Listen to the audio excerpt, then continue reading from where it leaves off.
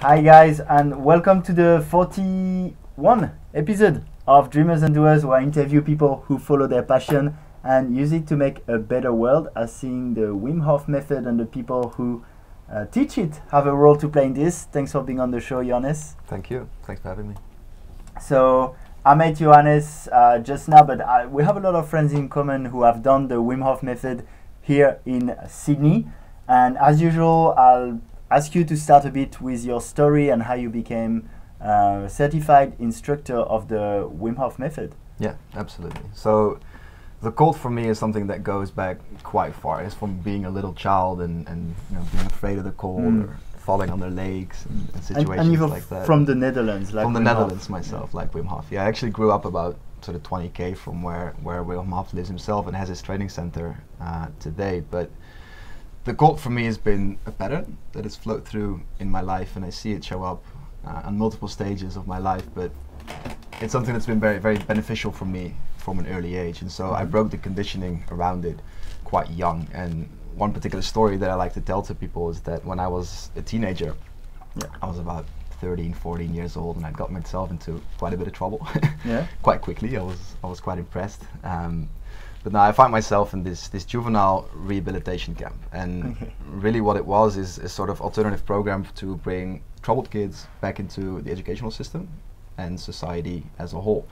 And it wasn't your average sort of school holiday. We had all these crazy intervention practices, but one thing we did is we spent 4 weeks in the Black Forest in southern Germany, which is a massive national park, and it's quite beautiful. But it was in February, so midwinter, big pack of snow everywhere. And so basically we spent 4 weeks there learning survival skills and hiking up snowy mountains and swimming in icy rivers. And this was a big one for me because as a kid, it was a great experience. I mean, it was a disaster, especially at the time, because we hated every minute of it.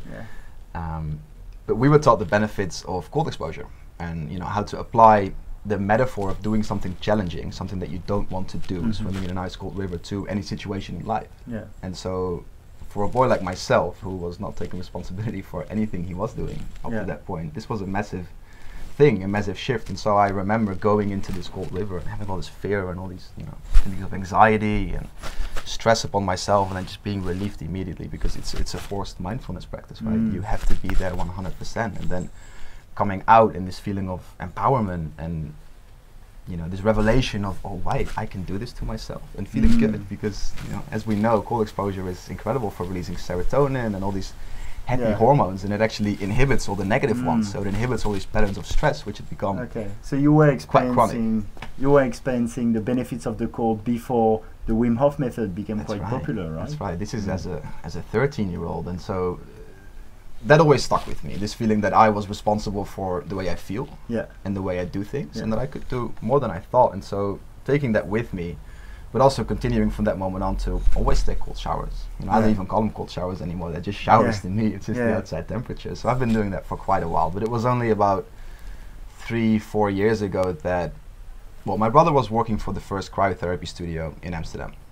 This is when it was still quite elitist, and it wasn't too accessible. And I remember going to visit him in Amsterdam, and we went to this cryotherapy studio where you have this one chamber that's -90, and you walk into it. It's just a big freezer, and you have to adjust. And then you open the door after 30 seconds, and you go into the next chamber, which is -125, and you just stay there and breathe. And it was just an overwhelming experience. But it was also, again, that feeling of really coming into my body and really like, whoa, what is this? And it actually opened me up at the time. And so he told me about Wim Hof, and we basically spent a week doing breathing sessions, cryotherapy, and really getting into this. And from that moment on, I was hooked.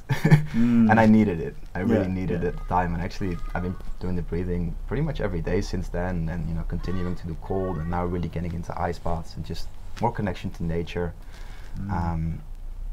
So turns out there's a guy who created something of a method to the madness, and that's my friend Wim Hof. And 2 years ago, I decided I'm going to become an instructor. I need to share this with people, and it's just so powerful, and it's been a beautiful journey ever since then.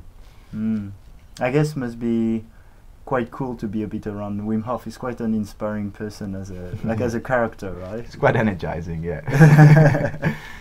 I mean, it's a big party hanging out with him, and it's actually quite inspirational because he has a very good well, he has a very interesting attitude towards life, something you don't find very often, especially in someone his age. I mean, he's 59 years old, but you definitely wouldn't think it if you hang out with him. It's like hanging out with a child, and it's so beautiful and so refreshing, and it inspires me to live like that myself, to not take things too seriously. Yeah. Yeah. Yeah, because I feel the Wim Hof method is so popular, obviously because of the health benefits and all these benefits, but also because of the thanks to the charisma of Wim Hof. Absolutely. Because I'm quite a bit in the personal growth world, and there's like a lot of people that take things a bit too seriously, and it's quite refreshing, as you were saying. Yeah. Whenever someone who takes life and things too seriously, someone who doesn't have an open smile, it's not very trustworthy. You usually find, and I think Wim is really relatable, and he's a very imperfect human being, just like me, just like you, just like everybody, and that's nice that someone is not pretending to say, hey, I've got the answers and I know the way and I'm perfect. It's actually like, I don't have a clue what's going on, but I found this tool that really helped me, and it might help you. You should give it a try. And that's like, well, you can't argue with that. Right? And it's free. It's free. It's breathing. It's oxygen, it's cold water, and it's super empowering. It's just building that self-efficacy of you can do it, and I can show you how to do it, but you still have to commit to it. I can't do it for you, and so people want Wim to save them and be their guru, and that's what's so nice about it as well, because after spending 5 minutes with him, you realize, okay, this guy's not going to be my guru. And he's very, very clear and very direct at also bringing that message across, like, I can't do shit for you. You need to do it yourself. I can give you the spade, and you need to do the digging, just like he did. Well, which is what a good guru would say. Potentially, anyway. I think we have a few too many gurus these days, so, and so, jumping on the benefits, so you do it every morning, the breathing and the cold exposure? Yeah, so right now, I mean, you've just seen it, I've got a chest freezer set up in my home. We're going to go in the chest freezer at the end of this interview. I'm pretty excited about it. Yeah, it's going to be fun. All good. We'll talk you through it. Yeah, so I do cold exposure every morning now, and having the chest freezer at home has actually really been a big change. I've had it for about a year now, and just having that available on demand, like beautiful 1 degree water, to come to myself in the morning when I wake up, and it's a very energizing thing. So you can do it as you can do it as a pre-workout. You can do it as just something to center yourself and find your focus and get a bit of a kick. And it's also quite meditative, because you have to slow down your thoughts. You really have to be present. You pretty much have no other option. And I find it brings me back in touch with myself in a very clear and direct way, and also my intention, what I want to do for the day. And it's great having it here, because I might not go in every day, but it's still there. And I still walk past it in the morning, and it's still looking at me, and I know that I should do it. Right? When you have a lazy day, like that's correct. That's still the process. That's still the process. But I find in general it's a very centering thing. It helps me connect, and it helps energize me for the day. And of course, there's the old saying of, like, if you eat a frog in the morning, everything's going to taste great, right? I think it's a French saying, actually. So it's doing something challenging in the morning, but also just having a ritual. Like, it's something that I do every day, and it really makes me aware of where I'm at. So if I do it in the morning, if for some reason I'm having a really hard time, or I'm finding a lot of resistance, or all these thoughts are coming up, I know that something's going on, right? And so whether it's a meditation or whether it's going for a walk, for me it just happens to be an ice bath, which is a bit gives extreme. You awareness of how you feel and where you are today. Gives me a baseline. That's right. That's right. Yeah, I have a bit the same with morning routines. When I skip it after an hour and I'm like, my day's not going well, I'm like, I can feel something. Okay, I'm gonna do it now. And as for the breathing, I do that daily as well, absolutely. And it's become my meditation practice, and it's been that for 3 years. It's my moment of shutting off. It's my finding my inner silence, finding that place within that I return to, and create a relationship with that as well, with being still for a moment. And of course, it's got this whole range of health benefits what you're doing at the same time, and also it trains your respiratory system, on every level. So you're becoming a better breather just by doing it, which is so unique, because here's a practice that gives you what you want on all levels, but most of all, it just makes you feel good. It makes you it connects you again to yourself. And you can feel it when you do the breathing right away, which I do. I try to do more and more now. You can sometimes feel like, so it shifts for me. There were periods when I was doing it in the morning, and Wim always says he does it right in bed when he wakes up, and I've tried that, and that's quite nice. It kind of gives you this this soft flow into the day, and you really start with a clear headspace. Whereas these days, I work in sculpture, so I work during the day, and I find quite often that when I come home from a long day of work, you know, and I'm carrying the stress on my shoulders and my body, and I've been in a environment with people needing things of me and requirements and responsibilities, and then resets. I need that reset, so I don't want to carry it through into what the rest of the day will be, and you know, connection with my loved ones or who I want to be present with. So as soon as I come home, I have a yoga mat set up, I have a little bolster laying on it, I have some incense burning, and it's like, no, 20 minutes of just reconnecting, and it's incredible. It's super interesting because I'm doing Vedic meditation, which is like transcendental. I don't know if you know, but it's like twice 20 minutes a day. Yeah. And I love both because the first one in the morning gives me that feeling of achievement, and you know, okay, the day starting, you start it well, you're centered, and that's how you're gonna go into your day. But the one in the afternoon, I really like it too, because as you said, so you started well your day, but then especially when I was working in a company, like things happen, and then I love just having that time where I was like, okay, I reset. Maybe I was busy with many things, and then I was like, oh, okay, no, and things cleared out for the rest of the day. So and it's a way of taking responsibility again, because you know, then how do you show up to the world then? Are you going to bring all this stuff with you, or are you going to just take a little moment to center yourself? And look, before you eat, it's really good to switch off. You know, you go back into that parasympathetic state where you can actually digest your food. You know, you can have saliva production, you can have enzymes, you can have peristalsis. Do you do mindful eating?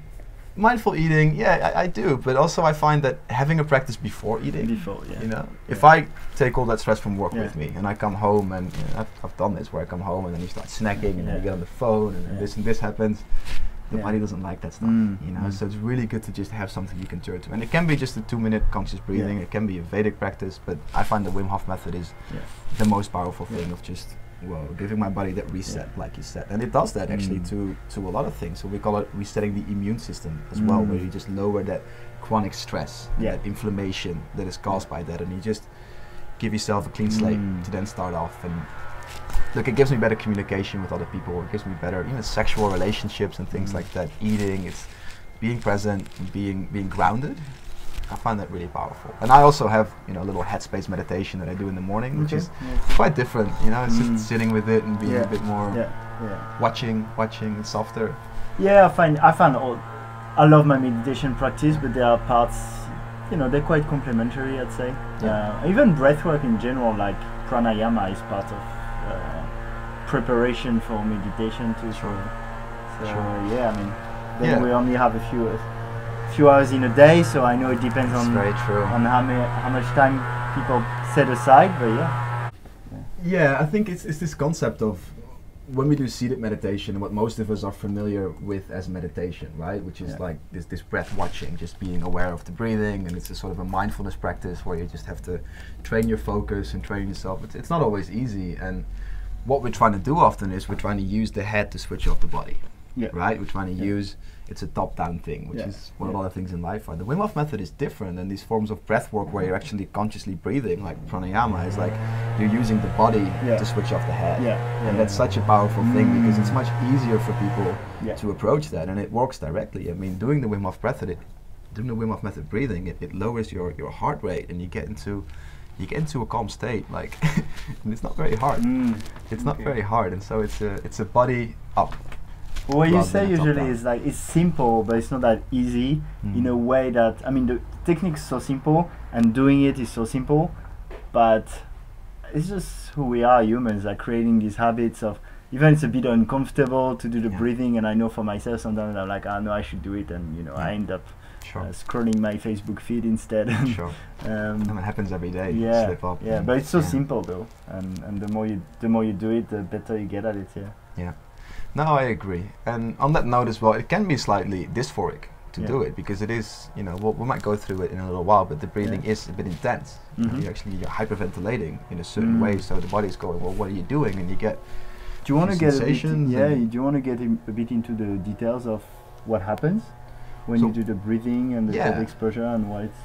The breathing, what it actually is you're using let's call it a controlled hyperventilation. So you're over breathing in a particular way. You're getting more air in than you usually would, and you're also exhaling it at a faster rate. So what happens is your CO2 levels drop quite low, like what happens when you hyperventilate, and your O2 levels, they're always quite high, usually at 95% saturation, but you can actually get it up to 100 by doing this. And also the oxygen binds to the hemoglobin in the blood more tightly, so you become more efficient with the oxygen that you do have, and so your oxygen kind of goes up, you could say, and the CO2 really goes down, which causes these physical reactions, like the tingling in the finger and so on. And I'm quite interested about that because you're also a freediving instructor, right? Yeah, I teach freediving to people as well, and I've been freediving for a couple of years now, and it's a good point to make because the two don't match. Yeah. And I was thinking, I'm gonna, there's gonna be some form of integration, but the first rule of freediving is never hyperventilate, never overbreathe. The first rule of the Wim Hof method is never do this in water. So it's very opposite. That being said, they can be used in unison as a training practice. The Wim Hof method helps me with my freediving, and freediving helps me massively with the Wim Hof method as well. Well, for example, I know when I do the Wim Hof method, it's not really part of the method, but often I'm like, okay, now I'm going to try and hold my breath, and I can hold my breath for longer. Yeah, but it's important to note that it's a trick. But I know I wouldn't do it in the water. Yeah, so you don't actually become good at breath holding. People think that I can hold my breath for very long. I mean, I trained breath holding for quite a while, and it's a process. How long can you hold your breath? I mean, just in the longest static apnea I've done, which is just a breath hold on the water, was about 4.5 minutes. Oh yes. Yeah, and that's without doing the overbreathing, but right now I'm very much out of practice. And so it's a process that you build up to, and it's not easy, but when you start practicing the Wim Hof method, coming back to the CO2 and the O2, so what actually causes the urge to breathe, this response of your body going, hey, I need some oxygen, and your diaphragm contracting, and get this uneasiness, and the body is very visceral in going, give me oxygen, right? But what actually happens is it wants to expel the CO2. So your body uses up oxygen, and the byproduct of that it builds up is CO2. And the moment that you expel all the CO2, like we're doing by doing this overbreathing, that response comes way later. So you have much less CO2 in the blood, and then you're also lying in a comfortable position, and your head's a bit switched off because you've been breathing, and so you're not using up as much oxygen as you usually would, and then you've got very low CO2, so you find that you can actually hold your breath for quite long. So the balance is very different in what it usually would be, and there's a lot of health benefits by doing this. It's called intermittent hypoxia training and hypocapnia training. So hypoxia is low oxygen, because by holding the breath for so long, the oxygen levels can drop quite low. Yeah, because am I right? So is it because you have less CO2, you feel less the urge to breathe, so you're more comfortable with those, spending more time holding your breath, hence you spend more time with low oxygen. Correct. And then you become more efficient with the oxygen. Correct. Is it similar to, before a competition, teams, they often train in the mountains, or you might see people who have a mask to limit their oxygen supply? And there's these machines, they're called intermittent hypoxia trainers. They're very fancy, very expensive machines, but you can get certain hospitals and facilities have them, and you can use them to train. So you could use them before. It's like adjusting yourself to altitude, because at high altitudes there is less oxygen available, which actually changes the way that, again, the hemoglobin binds to the oxygen. So that's why you have acute mountain sickness when you go up too fast. Your body's not used to having these reduced volumes of oxygen available. And teams do it. They go up in the mountains and they train, and then they come back down and they find that it accelerates them. It's like a form of blood doping almost, because then when you come back, the blood is more efficient at dealing with oxygen, and so you have more energy available potentially. So is that also what you do with Wim Hof? Yes, in a sense you do, but you're doing it just on the ground. So it's a very good way to do this just at home, and that's also why you find that performance improves quite massively. And I've had some crazy stories, and I know some people that have and Wim's also famous for running marathons without being a marathon runner. You can watch these videos of him where he's running in Namibia or he's running across Lapland, and you look at the way he's running, and it's like, this guy hasn't trained for this. And he hasn't. He's just like, okay, let's do it. Let's do it. Let's do it. Yeah, correct. So just back to that on a short note. So now you've got low CO2 levels towards the end of the controlled hyperventilation, and you've got these high oxygen levels. Then when you stop breathing, when you go into the breath hold phase, you're actually much more efficient at dealing with it. So it takes quite a while for that CO2 level to build up and to go to the body, hey, I need to breathe. Hey, it gives that message of like, hey, it's time to take a breath in. And when that happens, it's time to breathe, you know. Don't resist it. So a lot of people think that I need to hold my breath longer and it's better and I'm gonna crack into it. No, the training is just going through the cycles. It's not better if you hold your breath longer. You don't get advanced if you do longer breath holds. It's an important point to point out, because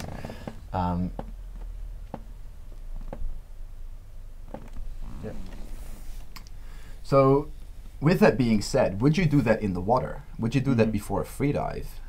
The beautiful thing about freediving is that you get very in touch with biofeedback. So you get very in touch with your body's natural responses. So if I go underwater and I take a breath in and I go under, then that my body telling me that urge to breathe, telling me, hey, okay, it's time. That's a feedback mechanism for me. I definitely do want that, because it tells me, okay, I've got this long left before I need to be up there, otherwise I'm in serious trouble. You know, and you can play with that and you can build it. But if you were to expel all the CO2 like you do with any form of hyperventilation, that feedback comes way later. And that's actually not genuine feedback, because you're not actually dealing with things more efficiently. So that's what they call a shallow water blackout, where underwater you would then black out, because even though you don't have CO2, the body's not giving that feedback mechanism. When it's time to go back up again, when it's time to breathe again, it's too late. And when you're a free diver, you actually want that CO2, because it signals, and you learn to be okay with it. You learn to work with that. Yeah, well, you can train your diaphragm in certain ways that it's pretty uncomfortable. Yes, and so we do have techniques that you can use to make it less uncomfortable. So learning to do like Nyali Kriyas and massage your diaphragm, and also just doing it and being more okay with it makes it a lot less uncomfortable. But yes, certainly on a long breath hold, towards the end of this breath hold I'm talking about, I'm laying there convulsing, and it's not a pretty I'm actually going to interview when I arrive in Bali, so in 2 weeks. I will interview Adam Stern, who's a record holder of freediving. Yeah, from the Northern Beaches here. Yeah, nice. But I'll go back to the Wim Hof. But so you talked about two things, right? There was one which was basically the blood becoming more efficient with oxygen, and there was another complicated word. Hypo. Okay, so hypocapnia is low CO2, and hypoxia is low O2. And so they are two mechanisms. And really what oxygen and CO2 are is they are homeostatic principles. So for your body to stay at homeostasis, it needs to have temperature at 37.2 degrees. It needs to have a certain amount of oxygen and CO2 available and coming out. It needs to have glucose levels that are manageable, and it needs to have certain levels of hydration, H2O. Those are the principles of homeostasis, and there's 5 of them. Now, anytime that you choose to, in a conscious way, mess with this, the body has to become more adaptive. The body has to kick in certain mechanisms and certain principles to make sure that it can stay in touch with that homeostatic point. And if you are not in touch, you'll die. It's a serious... Like tomorrow I'm fasting, so I don't have glucose, so my body makes ketones. Exactly. So you go into, you mess with the glucose cycle, and then doing it in a good and controlled way can have benefits. So when you do fasting, for example, the body then goes, okay, I need to do some work. I need to wrap up these free radicals that are flowing around, and I can send more energy around, and you find incredible benefits. It works similar when you start messing with O2 and CO2. There's that controlled stress, That's right, that's right. So controlled stress, we could say it's an hormetic stress, whereas a hormetic stress is the principle of hormesis, which is doing a little bit of bad, a little bit of strain at the right dose has a big benefit in the long term. So doing a lot of fasting is a terrible idea, right? It would be starving yourself, and you get cell death at some point, and you would die.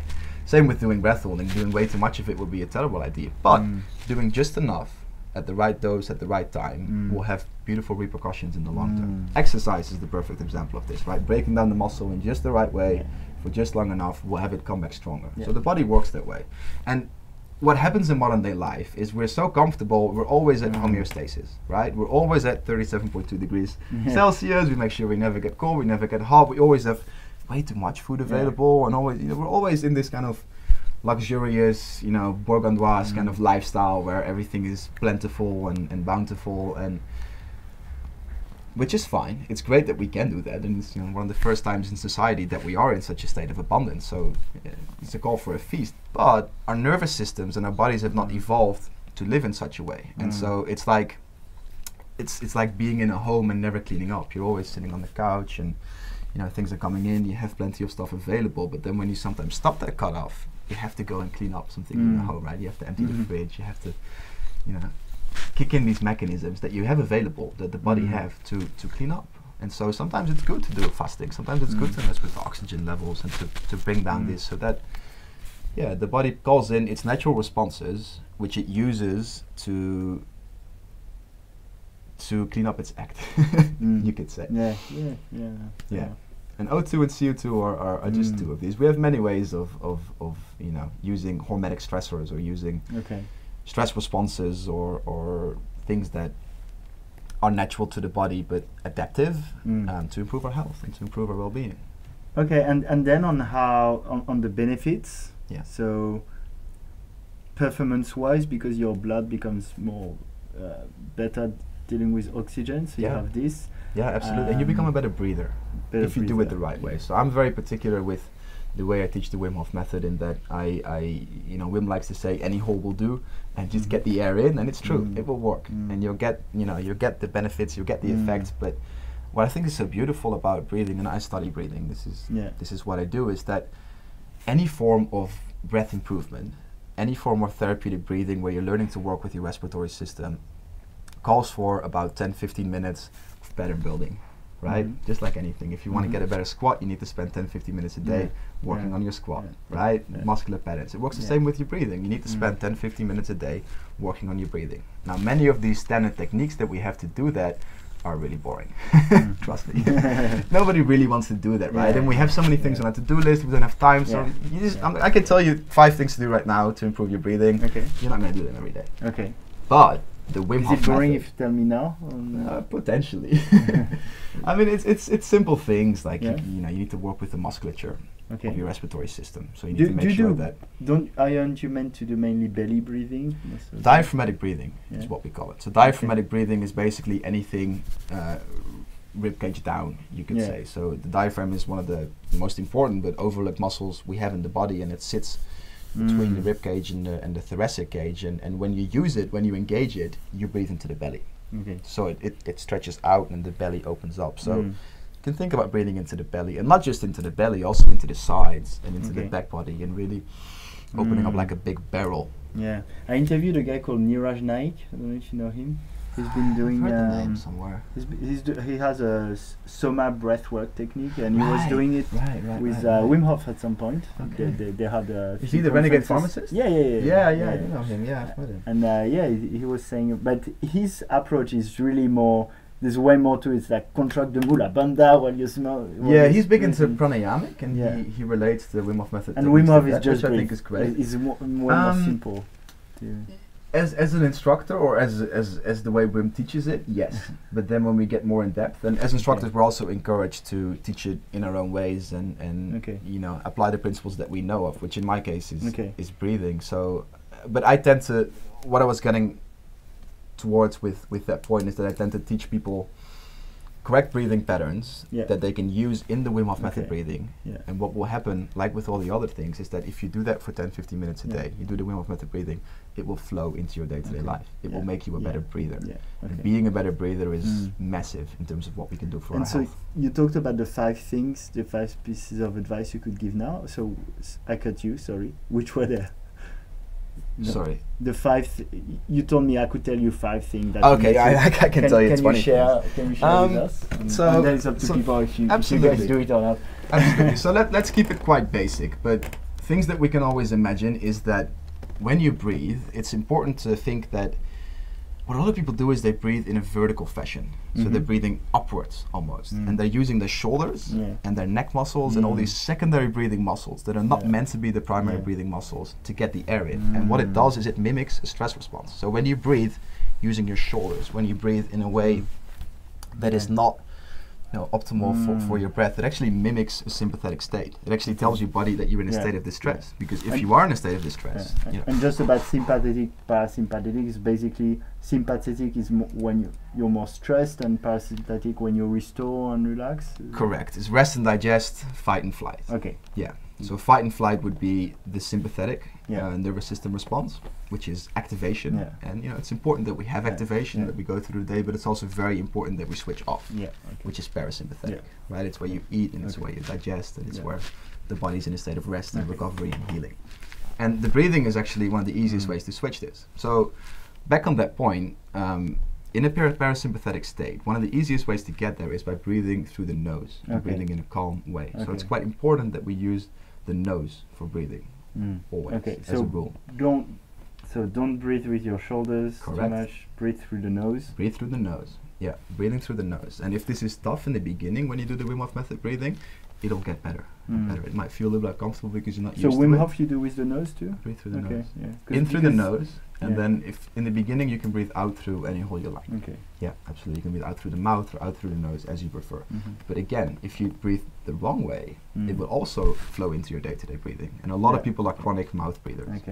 So breathing in through the nose, not using the shoulders and the neck muscles when you breathe. So don't tense up in terms of physical posture. So and you can be quite aware of this, that when you breathe in, you're not pulling up your shoulders. And we are breathing, 100%, we like to say. So we're trying to take a lot of air in, but don't sacrifice the postural control by doing this. So breathe as much as you can without going into, strong pulling up. It's just volume is big breathing. Okay, that's good, so because when I do Wim Hof, I actually...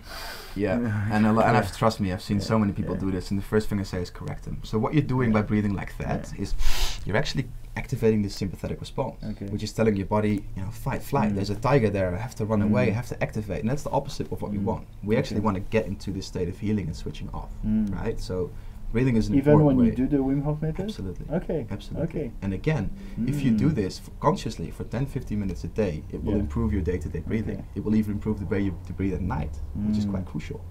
So you'll become better at breathing through your nose and more efficient with breathing overall. And so then number 3 would be diaphragmatic breathing. And diaphragmatic breathing is again that belly breathing, where you're breathing down into the belly and just using the belly to open up. And so you're breathing, and at the end, you can feel it in your shoulders, but it's just about deep voluminous breaths. In through the nose, not using the secondary breathing muscles, using the diaphragmatic muscles. Maybe we'll keep it at that because and it's nice because they're applicable to the Wim Hof method as well. Okay. And then on the cold exposure, because that's the breathing, and it's kind of the combination of the two. It absolutely is, and in terms of benefits, I mean, maybe it's nice if we put up a bit of a list because it's, it's endless. And some of the studies that Wim Hof has done have proven some quite remarkable things in terms of the immune system. So you can ward off inflammation and work with stress and become more creative, and it's a whole range of things. But in terms of the cold exposure, which is quite specific, and cold exposure is not a new thing. It's been used for quite a long time, and they treated Vincent van Gogh back in the maybe not the best example, but in psychiatric wards it's been used for a very long time. And so essentially what cold exposure does, it does a few things, but it, just like the breathing, it releases norepinephrine or adrenaline as well. And norepinephrine and adrenaline have been used as therapeutic measures for quite a long time, and we know this, like using an asthma inhaler actually has norepinephrine in it, or an EpiPen where you get the heart started again, so it gives this sort of shock to the body and gets things flowing, and it vasodilates, so it opens up the cavities in the lungs, which is why using the inhaler is such a positive thing. But adrenaline and norepinephrine are really quite remarkable, and the Wim Hof method has been very powerful at proving some of the effects that they have. So in the big study on Wim, which was actually where the method started and where was it the one with E-Coli? Yeah, E-Coli Experiment. Do you want me to talk a little bit about that? Yeah, so what happened in the E-Coli Experiment is Wim had always been saying that he could control his immune system and he could do all these kind of far out things that people were like, and in the Netherlands it's very conservative and nobody was really taking him seriously. But after they conducted the first series of studies, this is back in 2007 in the Feinstein Institute in Manhattan, they found some really powerful things. And then in 2011, these two scientists decided to conduct another series of experiments on Wim Hof. And Mr. Kokkers, who is a scientist at the Radboud University in Nijmegen, who's quite famous for developing the Endotoxin Experiment. So he separated a bacteria from a bit of poo known as E. coli and injected it right into people's bloodstream. Which basically what it does is it goes straight past the second line of defense of your immune system. So you're not, your body has mechanisms in order to make sure that stuff will never actually get into the blood, and there it does. So it releases this intense inflammatory response, which is the body's natural response for fighting off, invaders, you could say. So you basically go through a fever in like a couple of hours. You get shivers, and you get hot, cold, and flushes, and it's a great experiment. It's been used thousands of times to test people's immune function, essentially, and see what happens. And so they did this experiment on Wim. Yeah. And when they did it, Wim started breathing in a particular way, and it's like, fight it off, Wim. Show us what you can do. And it was found that Wim actually was able to let this endotoxin pass through his body and control the inflammatory response. Okay. Right. So he had no symptoms. He said that he had a little bit of a headache, and that was then what he started to focus on. So and then he made it go away, which was unheard of. So it was proven in that experiment that Wim Hof was able to control his immune system at will. Right. He was able to fight off inflammation, and that's the first time that was actually scientifically shown. And what's so remarkable about that is that it's never been proven before that mankind could tap into that part of their autonomic nervous system, which is the part of the nervous system that you're not supposed to have control over, right? It grows your baby, digests your food, and it's probably for the best that we don't have control over this, because we would mess it up. And so that was huge. But what happened in the experiment, what they found was that when Wim started doing his breathing protocol, he started releasing massive amounts of norepinephrine, right? Or adrenaline, epinephrine. And by releasing this, that sort of acute stress response, which is really what it is, like it's an acute stressor on the body that's very right there and very in depth, that actually shut off some of the chronic stress and shut off the inflammatory response. Okay. So cortisol has been known to weaken the immune system as well. So shutting off that cortisol, because adrenaline goes up, cortisol is then not present for a while, and then reducing that inflammatory response actually was shown to you are able to control your immune system that way. Now, at the time, the problem was, here is the Iceman. This is like the closest thing we have to a superhero. This guy's a medical analogy. Freak of nature. Freak of nature. Climbed Mount Everest in his shorts, did all this other crazy stuff. And so they were like, great, but what do we do with this? And Wim said, no, anybody can do this. I can teach anyone how to do this. And so he took a group of 5 lucky bastards out to Poland to his training center. And trained them in his protocol. So he taught them about breathing, cold exposure, and this mindset training, which are the 3 basic pillars of the Wim Hof method. And the scientist went with him on this experiment and actually looked at, well, what's he actually going to do with these guys? Because at that time nobody had a clue what Wim was actually up to. And so it was decided that the Iceman's training protocol consisted of 3 basic pillars, which are breath work, cold exposure, and mindset training. So that's a bit of a background story about the experiment, and it shows a bit as to how potent adrenaline is. Now, the breath work is really good at releasing this controlled way of releasing norepinephrine and adrenaline, which has a catalyzing effect on all systems of the body, really. But cold exposure is also an excellent way to do this. Okay. Going into the cold is quite an acute stress response again, and your body releases adrenaline and goes into stress. But like we spoke about before, it doesn't have to be a bad thing necessarily. You wouldn't want to do too much cold, right? It would be a very bad idea. But doing a little bit at the right dose, at the right time, will have a lot of these benefits in the long term. And do you know why when I go in winter in the ocean, for example, so it's not like crazy cold, it's like 15 degrees, 16 degree water. After I feel really good and sometimes a bit euphorical. Yeah, honestly, like I'm high. Absolutely, cold exposure, and this is what happened to me back in the story in the Black Forest, where a little kid that hadn't felt good, and I couldn't even remember when I felt good for the last time. But going into the cold and then coming out, and the body releases serotonin pretty much immediately. So it feels good, and you get these shivers up your spine, and you feel in your body again, and you're like, wow, I'm just so alive. So it directly releases happy hormones. That's exactly the feeling. Feeling so alive. Absolutely, feeling so alive and feeling. I mean, serotonin is also our connection to the environment and our connection to the world, and so it's quite a beautiful thing to be able to have this on demand. And it might be why I still do this every morning, because it's quite a positive feeling. And of course, something that you do it yourself, right? You came over something. There's also the philosophy of, or the idea, the hypothesis of dynorphin, which we know what endorphins are. Endorphins are your feel-good chemicals, your feel-good hormones, and there's also something called dynorphin, which is actually what makes your body produce endorphins, essentially. And you release dynorphin when you do something uncomfortable.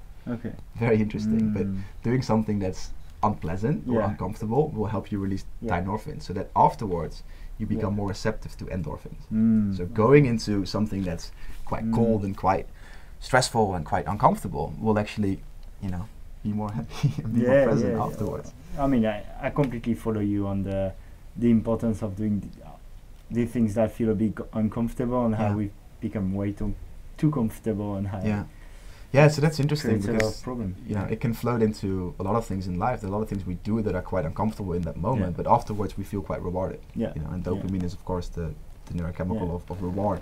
I've been listening a lot to Tim Ferriss, for example. It's been like 6-7 years I'm doing like this little exercise, just you're in the bus and you look at people in the eyes. It's a bit uncomfortable, but you know, like even socially, like making your body uncomfortable, but within limit, training not to be okay being a bit uncomfortable socially, like being okay with rejection, this kind of things. I love it. Love it. Yeah, eye gazing is a big one. True. How was it to be with so for the training where you were trained as the photos with Wim Hof? How was it to spend a bit of time with Wim Hof? Yeah, look, it's great. I mean, he's got such a positive energy about him, and so light and so flowing and so happy, and he's really on a mission, and he's really, it's his single focused path. So he immediately goes into, you know, letting us know what's been going on recently, what scientific studies are happening, and how excited he is, and it's just, you just feel empowered by it, right? So I really enjoyed that, and he's big into music, which I enjoy as well. It's just such a positive thing, and so he kind of, he brings a lot of good things to the group energy as well when we're out there, and awesome. And you feel invincible, right? You're here with a guy that's done it all, and that's inspired you to come here, and so walking up a mountain with Wim Hof is just, you just feel like we got this. How old is he? Wim's 59. 59, so you kind of have to follow through. Yeah, that's right. Well, that's another thing, an important thing to point out, that Wim had his first experience of strong cold exposure when he was 17, and you know, really picking this up and really creating this natural affinity towards cold water. But Wim has been living this shit for over 40 years, right? And he's created a form of mastery over his own body and his own physiological resources in the process. But that's 4 decades of training. And so it's important to point out that what Wim does, or what Wim can do, what he has developed, is not something that is readily available for any of us. You know, and it's been a very long and arduous process for him as well. If I do Wim Hof next week, I can't climb the Everest in shorts. No, absolutely not. And nobody has ever climbed Mount Everest in short. Wim actually got into big trouble, almost lost his toe up there and had to turn around. So he's not a Superman. You know. But what I like about it is, we like to say, you don't become superhuman by doing these exercises, but you can become superhuman. You know, you can get more in touch with the human side of it, and that's important, because none of us are invincible. None of us have superpowers, and it's good to just keep it real. And we're gonna do the technique in a minute or so. Sure. But and we'll show you, because you have your ice bath. The freezer ready. But just before, how can people follow you, and what's next? Right, so we actually have a few cool things coming up here in Sydney. I'm based here on the Northern Beaches, and we do events every 2 weeks where we have about 25-30 people, and you know, we provide lots of nice food and music and other speakers, and it's just a beautiful and good vibes event. Very good vibes. So these workshops go for about 5 hours, and we really teach every single part of the method. So when you leave, you will have the tools to practice this on your own, and it's quite advanced, but it's available for everybody, so there's really no restriction as to who can join. It's not tough. You don't have to do anything when you're there, although we haven't had a single person get not complete a 2-minute ice bath in my workshops, and I want to keep that record going. So that's every 2 weeks, and they can find it on the Facebook page, which is my name, Johannes Egberts, Wim Hof Method Instructor. It's also on Instagram, which is chill with Johannes at the moment, and then there's the wimhofmethod.com website. You go to wimhofmethod.com and you can find my page, where it's wimhofmethod.com/instructors/Johannes Egberts. Now, I would like to announce, because you're over in Bondi, and I think a lot of your crew are as well, on the 26th of May, we're going to have quite a special event at the Sound Life Dome, a beautiful geometrical shaped dome, of which the proceeds go to, you know, giving yoga to people in need, which is quite nice. And we're going to try and have a real we're going to make a real party out of it. So we're going to have a 5-hour workshop in which you will learn the method, and we're going to have quite a few people and other speakers and musicians and sponsors are going to be there, and so I really hope you can bring some of your crew along. Yeah, I'll definitely. I'll be in Bali. Yeah. So I can't come. Otherwise, I would have absolutely loved to come. But I've had quite a few people actually telling me, yeah, I saw that looks amazing. It's just a bit far. Yeah, sure. So I'll definitely share. Okay, so there's a call to the east, and we're also in Melbourne. We're in Newcastle. We're in the Gold Coast soon as well, and so yeah, we also have the first retreat coming up. In June, where we actually climb Mount Kosciuszko, Australia's highest mountain, Wim Hof style. When is that? With a group of people, 14, 15, 16 June. Okay. Yeah, and then there'll be 2 more towards the end of the year, and yeah, apart from that, I've got a lot of side projects and things going on. But check into the Facebook page and Instagram, and we'll keep you updated. Thanks. Now it's time. It's time for the ice bath. Yeah. So it's important to point out that you don't have to do the breathing before you do the ice bath. Okay. Right? They're actually very fine to practice separately. Now it can help. It can help, and most people need something to grasp onto. So it's nice to teach them that. So maybe we can do a round of the breathing with you, just 1 round, and it's nice if people want to follow. I don't know if you're on the live and you want to actually join in. Yeah. Could be quite cool.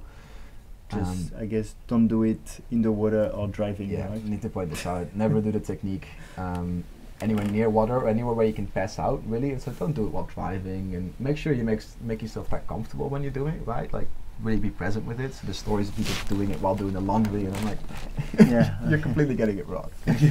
So get a comfortable position. Okay. Make sure you're either seated or laying down, and just present with what you're doing. And so what we're going to do is we're going to do 1 round of the Wim Hof method breathing, which is about 30 to 40 breaths, fully in and simply just letting go. And so what you can imagine is that you're breathing in 100% without strain or force, and then you're simply letting go about 60 or 70%. And we repeat that for about 30 to 40 times. So it's fully in, simply letting go. Really good. Try and do good diaphragmatic breathing. Building up. Now try and find the rhythm with your breath that works for you. So you're breathing fully in, simply letting go. Finding your rhythm. Keeping the physical body relaxed. Really good. All the way in. Fully in. And let it go. Breathing in. Keep it up. Halfway there. Getting oxygen in. Getting CO2 out.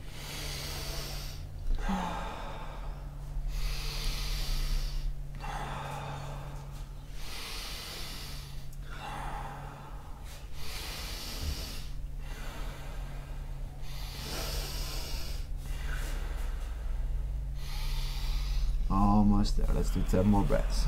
All the way in. Let it go. Breathing in. Letting go. 7, 6. Building up to it. 5, 4. Really good. 3. Okay, 2 more breaths. Last breath all the way in. And on the exhalation, you're simply going to let go and hold it there. Let it go. Hold it there. Now try and release any of the physical tension that you might have just built up. Make sure you keep the shoulders relaxed. Make sure you keep your face relaxed. You can wiggle your jaw a little bit. Just staying as calm and as quiet as you can. Noticing any sensations come up. Just being present with it. And you'll find that, as we discussed, you can hold your breath for quite a while, quite longer than you usually would.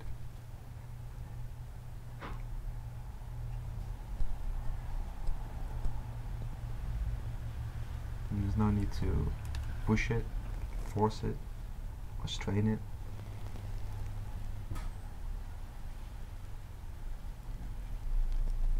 Simply finding relaxation,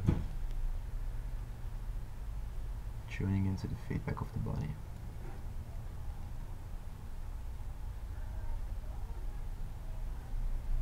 Really good.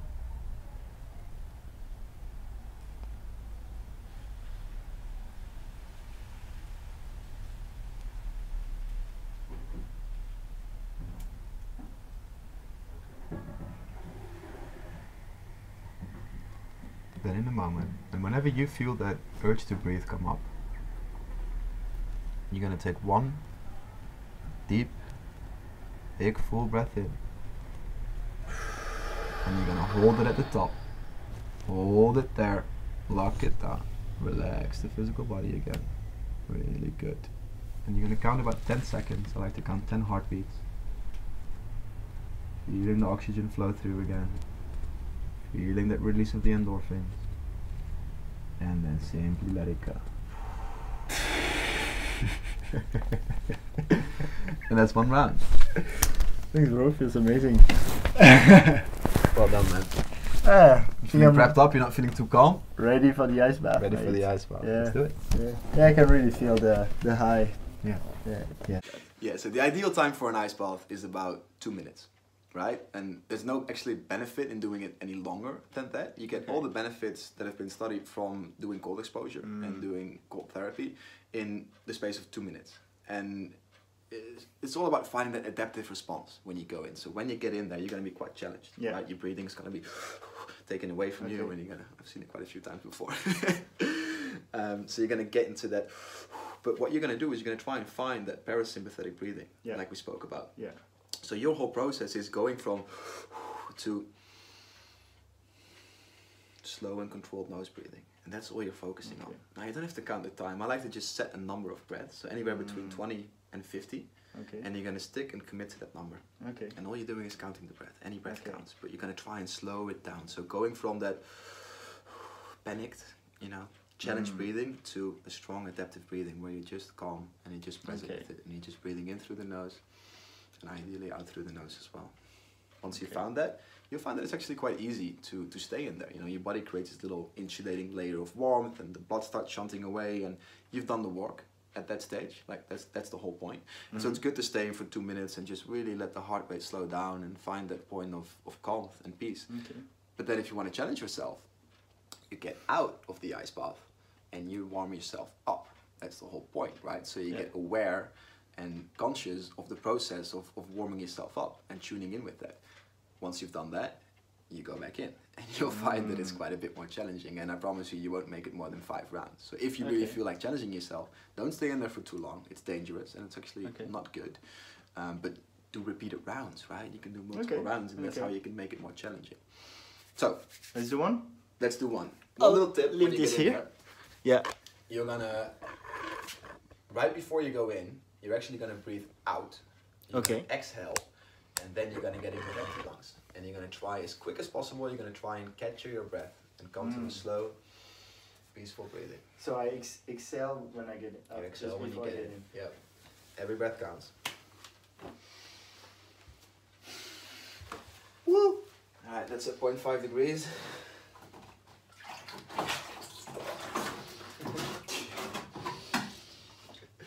Make you a bit of space. Really good. Really good. Okay, sitting right down. Sitting right down. Sitting right down. You can put your hands on your thighs. That's it. Lock them on your thighs. And now just get as calm and controlled as you can. Try not to have any physical movement. All you're watching is the breath. Really good.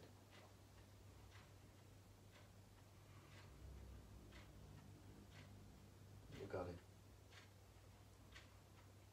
Once you've captured it, see if you can come to a 5-second inhale, 5-second exhale. Conscious breathing.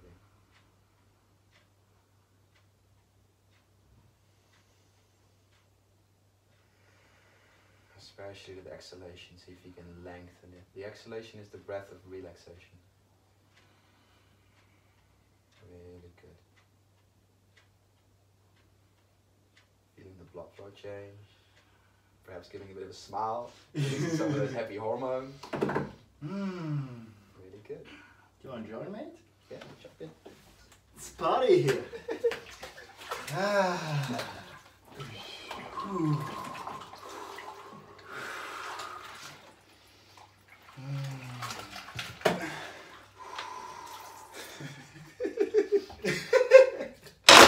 Oh man, getting high. Well done, brother. Well done. How many breaths did you set originally? I thought 40. I forgot to keep counting. And so you find that when you lose focus, right, and when you start laughing and talking to me, you actually feel the cold kick in again. Yeah. You need to find your control again. As at the moment, so. Right, so stick to the breathing. Close your eyes.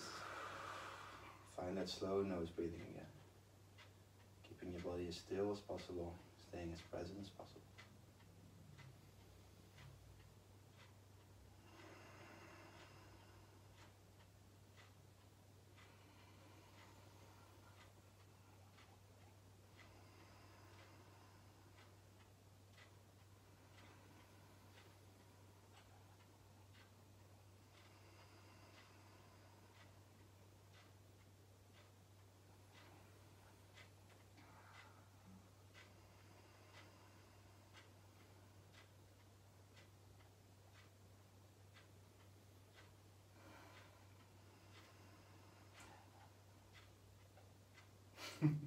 I'm actually having a pretty good time. That's it. So once you've adapted and once the blood shut away, you feel that you're actually quite okay with it. Right? Yeah. And then it gets quite nice too because your heart rate starts to lower. You start getting real dozy, and it's actually quite a good place to just have a quiet moment with yourself, right? Close your eyes and just be very, very aware of the visceral body.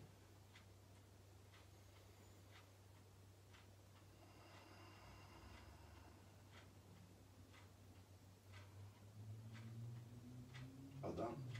Thanks. It's probably been 2 minutes now. Yeah, I'd say it's about 2 minutes. We can check out that.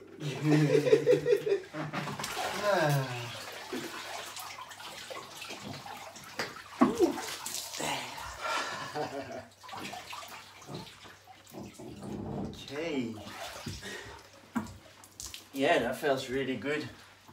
Wow. Do you put the head in sometimes too? Yeah. So you can put your head under, which Can I try now? yeah, absolutely. It feels nice. It feels nice. You actually have some cranial nerves running along your face.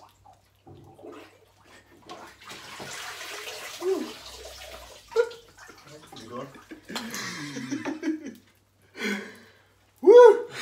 Really good. Ah, that's so good. That's so good. Oh, hey guys. How's it going?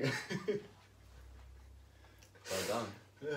Well done. Oh man, so we have a tradition in this podcast. We always finish with a big warm hug. That's good. Awesome, brother. Awesome. Thanks so much, guys. Yeah, that was good, man. Yeah, we're gonna stop. That was a really cool. That was a really good one. So I'll click finish now.